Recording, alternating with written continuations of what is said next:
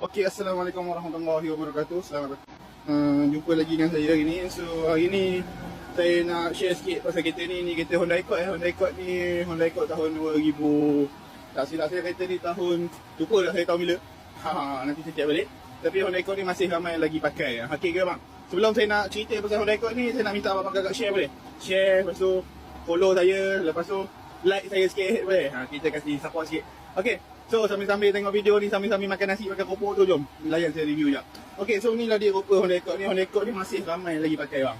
Honda Accord ni kereta lama lah, boleh kata kereta lama. Tapi Honda Accord ni tetap masukkan dalam kategori lama lagi. Sebab Honda Accord ni masih lagi baru, masih lagi tahun baru.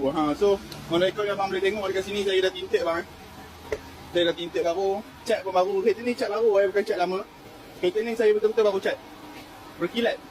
Ini orang kata abang beli tak payah cat lah, dia dah cat. Boleh tengok bumbung dia. Bumbung ni pun licin lah. Memang kereta ni cat baru. Kereta ni abang tinggal pakai saja. Kereta ni CC dia 2.0 automatic. So abang boleh tengok pada bahagian luar dia.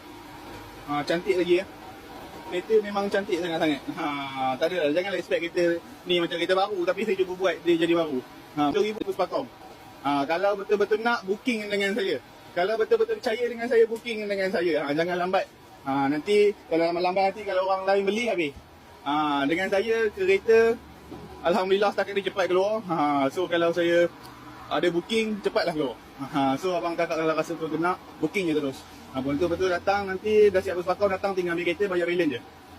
Sebab nanti bila ada orang nak beli, abang booking guna mulut je, tak booking guna duit.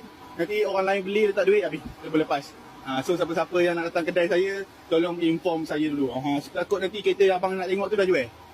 So inilah dia rupa kereta ni, saya dapat kongsikan, tengok dari bahagian dalam ni juga. Dalam